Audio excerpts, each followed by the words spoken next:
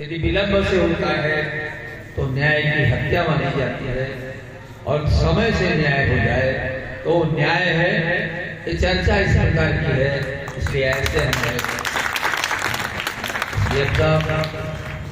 आदरणीय प्रमुख जी, आदरणीय सुवीर वर्मा जी, आदरणीय नीरज जी, इस विद्यालय के डायरेक्टर जी भैया बनीश जी, सामने बैठे हमारे आदरणीय बंधुगण, आचार्यगण, मैंने मुझे बाल गोपाल, इस विद्यालय से मेरा बड़ा आत्मीय संबंध है। जब कभी तमाम विद्यालयों में जाने का मौका मिलता है, किंतु जब कभी इस विद्यालय में आने की बात होती है, मुझे सहसा अपना प्रारंभिक काल स्मरण में आ जाता है। मैं सरस्वती शिशु मंदिर बहराइच में, वहां मैं विद्यालय का प्रबंधक, उपाध्यक्ष, इस प्रकार से बहुत कुछ रहा। संत स्वरूप जी का परिचय हमारा वहां का था।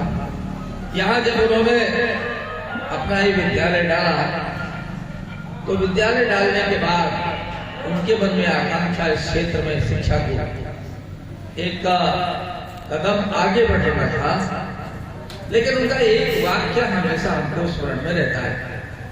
एक उनके, चाहे गुरु कहिए चाहे मित्र कहिए, राजनीति क्षेत्र में बहुत अग्रिम पंक्ति में खड़े हुए थे मास्टर शांति प्रसाद सिंह जी, कवि भी थे और अध्यापक थे किसान डिग्री कॉलेज में, किसान इंटर कॉलेज में जर्मन में, और संभवतः संत स्वरूप जी के वो गुरु रहे।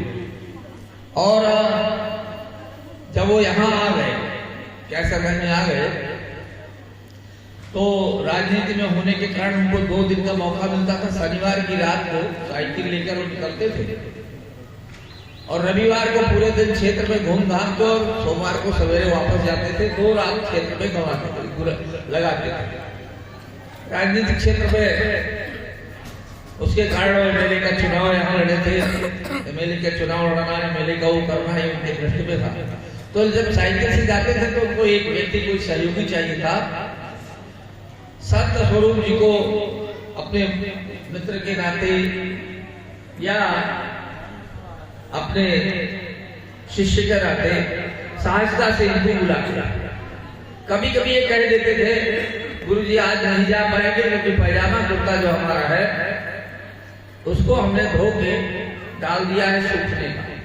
तो उन्होंने क्यों एक ही क्यों है, 2 3 4 क्यों नहीं? तो भाई ये आसान थोड़े 2 3 4 कुर्ता पैजामा रहना। तो उन्होंने कहा नहीं, अब इस सिद्धांत को मान लीजिए, अभाव को दूर करने का संकल्प चाहिए। आप एक बार बनवा डालिए 2 3 4 5 2 3 पैजामा, उसके बाद आप मान कर चलें कि जितना 2 पैजामा कुर्ता बनवाते हैं, और जब 4 पैजामा कुर्ता बनवाएंगे तो जब औसत लास्ट में जोड़ेंगे, कार्यकाल जोड़ेंगे, तो इसका कार्यकाल अपने आप बढ़ जाएगा, उसमें होगा और प्रभाव बढ़ जाएगा।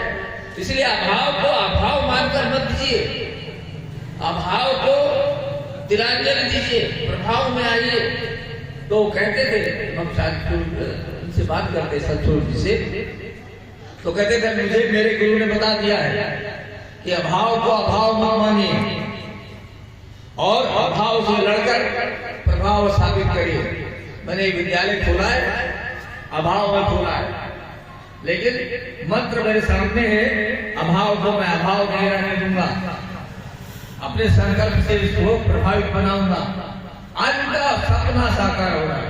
उनके परिवार के लोगों ने, उनके बेटों ने जिस मेहनत से, परिश्रम से, कुशलता से इसको इतना बड़ा कर दिया है कि आज बड़े गौरव के साथ हम कह सकते हैं इस बात को कि पूरी तहसील में अच्छा